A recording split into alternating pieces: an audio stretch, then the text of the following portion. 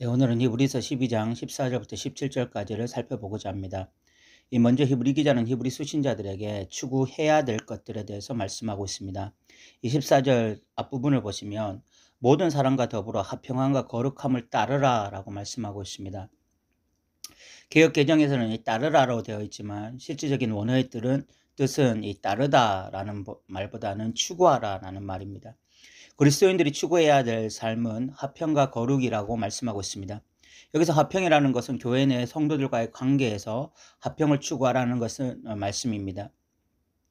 교회 내 성도들끼리 화평한 것은 어찌 생각해보면 당연한 이야기처럼 보이지만 실질적인 부분에 있어서는 상당히 어려운 부분입니다. 왜냐하면 교회 역시 연약한 사람들의 모임이기 때문에 그렇습니다. 실질적으로 고린도 교회는 당파 싸움으로 몸살을 굉장히 앓았어요.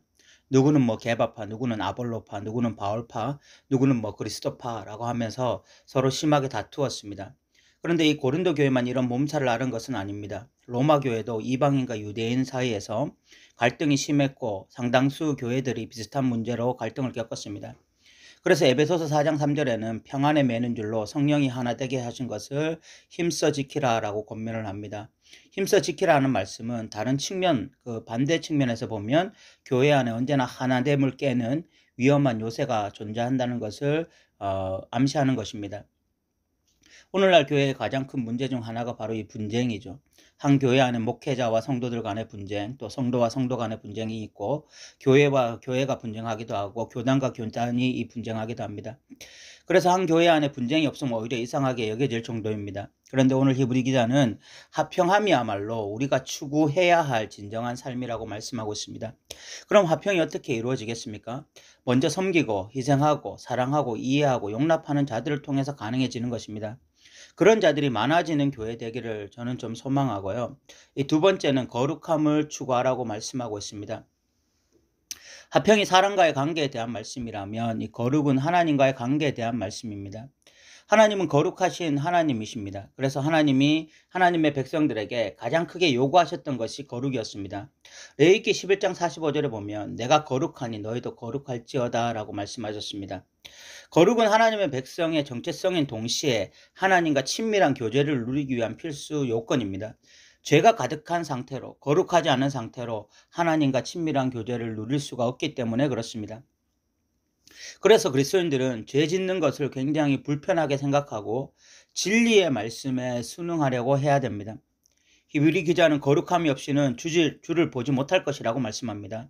이 14절 하반절에 보면 이것이 없이는 아무도 주를 보지 못하리라 라고 말씀하고 있습니다. 이 거룩이라고 하는 것 없이는 하나님을 볼 수가 없어요. 그래서 이 거룩이 있어야만 지금 하나님과 친밀한 교제를 누릴 수가 있고 그리고 저 영원한 하나님 나라에서 영원히 하나님과 교제하며 살 수 있는 것입니다. 그런데 이 거룩함이라는 것이 없다면 지금 이 땅에서도 하나님을 보지 못하고 저 영원한 세계에서도 하나님을 보지 못하게 될 것입니다. 그래서 그리스도인들에게 반드시 필요한 것이 바로 거룩입니다. 이것이 그리스도인들이 추구해야 될 삶이라면 조심해야 될 것을 세 가지를 말씀하고 있습니다. 첫 번째가 15절에 보면 너희는 하나님의 은혜에 이르지 못하는 자가 없도록 조심하라 라고 말씀하고 있습니다. 여기서 하나님의 은혜에 이르지 못한다는 것은 구원에 이르지 못한다는 말씀입니다. 지금 히브리 수신자들은 믿음의 길을 제대로 걸었던 자들이었지만 어느 순간부터 신앙이 시들시들해지고 있었습니다. 그 결정적인 이유는 박해 때문이었습니다. 그러나 박해 때문이라 할지라도 신앙이 시들시들해지는 것은 문제가 아닐 수 없었습니다. 그들에게 진리의 말씀은 더 이상 감동이 되지 못했고 예수님의 말씀을 등한시하는 일들이 일어났습니다. 그렇게 하다가 신앙이 점점 퇴보하면서 단단한 식물은 못 먹고 어린아이 수준에 머무는 젖이나 먹고 있는 그런 수준이 된 것입니다. 그런 신앙이 계속되다 보면 어느 순간 이 신앙이 주저앉게 되고 구원에서 이탈하는 일이 일어날 수 있습니다. 히브리 발신자는 그것을 경고하는 것입니다. 그래서 너희가 하나님의 은혜에 이르지 못하는 자가 없도록 조심하라 라고 말씀하고 있습니다. 두 번째가 쓴뿌리가 나서 괴롭게 하여 많은 사람이 이로 말미암아 더럽게 되지 않게 해야 된다고 말씀합니다. 이 신명기 29장 18절에 의하면 쓴뿌리는 우상 숭배와 관련이 있습니다. 로마 시대의 최고의 우상은 로마 황제였습니다. 원래 우리 기독교 안에서 지금 가장 많이 쓰이는 단어가 복음이라는 단어인데, 이 단어는 기독교 용어가 아니라 로마 황제를 향해서 쓰던 단어였습니다. 로마 황제가 그 나라를 점령하고 나면 치안이 확보되고 평화를 가져다주고, 그리고 또 로마 나라에서 주는 경제적 혜택, 이런 것들 때문에 로마가 그 나라를 정복했을 때 그것을 로마의 황제의 복음이라고 이야기했습니다. 그리고 그것을 팍스 로마나, 로마의 평화라고 이야기했죠. 그런 황제를 신으로 숭배하고 그 로마 나라를 최고의 가치로 두는 것이 바로 황제의 복음이고 우상 숭배였습니다. 예수님 믿고 삶이 편안해지고 안락해지는 것이 아니라 오히려 박해를 받으면서 황제의 복음에 순응하기만 하면 로마 나라가 주는 권력, 재물 등을 누릴 수 있는 기회가 열리는 것이 그 당시에 이 히브리 수신자들이었어요. 지금 예수 믿는 것 때문에 재산도 빼앗기고 감옥까지 가기도 했었습니다. 그런데 이런 예수님을 따르는 것이 아니라 황제를 따르기 시작하면, 황제를 숭배하기 시작하면, 로마 나라에 순응하기 시작하면 이들도 이 땅에서 평안하게, 안전하게, 그리고 재산을 누리면서 살 수도 있었던 것입니다. 그런데 이것이야말로 진짜 쓴뿌리입니다. 우상 숭배예요. 오늘날도 마찬가지입니다. 진리를 따라 살면 이 땅에서 제대로 누리지 못할 수도 있는데, 세상 시스템에 철저하게 순응하며 살아가면 그래도 이 땅에서 한번 제대로 누리며 살 수도 있습니다. 그런데 진리 없이 편안한 것은 결코 축복이 아닙니다. 우리는 진리 안에서 평안을 추구하는 자들이지 진리 없이 편안하게 사는 것을 추구하는 우상 숭배자들이 아닌 것입니다. 세 번째, 음행하는 자가 되지 말고 장자의 명분을 판 에서처럼 살지 말라고 권면하고 있습니다. 16절에 보면 음행하는 자와 혹 한 그릇 음식을 위하여 장자의 명분을 판 에서와 같이 망령된 자가 없도록 살피라라고 말씀하고 있습니다. 히브리 수신자들이 살던 시대에는 성적으로 굉장히 문란했습니다. 오늘날처럼 말입니다. 그런데 이스라엘 그리스도인 남자들 역시 이 성적인 부분에 있어서 이 시각적이고 청각적인 것들에 굉장히 약하거든요. 남자들 특징이 그렇잖아요.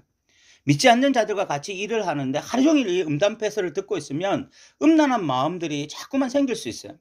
믿지 않는 자들과 같이 지내다 보면 그들의 문란한 성생활을 보면서 이 성에 대한 죄의식이 약화될 수도 있습니다. 그런데 그렇게 해서 음란에 빠지면 영적인 부분에서는 치명적입니다. 우리 신앙을 제일 빨리 무너뜨리는 것이 우상숭배와 음란이기 때문에 그렇습니다. 이는 오늘날 이 코로나가 우리의 생명을 위협하는 것만큼 위험한 영적 바이러스입니다. 그래서 음행하는 자가 되지 말라고 강력하게 권면하는 것입니다. 그리고 이 에서처럼 살지 말라고 말씀합니다. 에서는 하나님으로부터 받은 이 장자의 명분을 너무나 가볍게 여겼어요. 그리고 당장 배고픔을 해결하기 위해서 장자의 명분을 쉽게 팔아버렸습니다. 에서에게 중요한 것은 하나님의 축복이 아니라 당장 배고픈 육신의 욕구를 해결하는 것이었습니다. 그런 에서의 결과가 무엇이었습니까?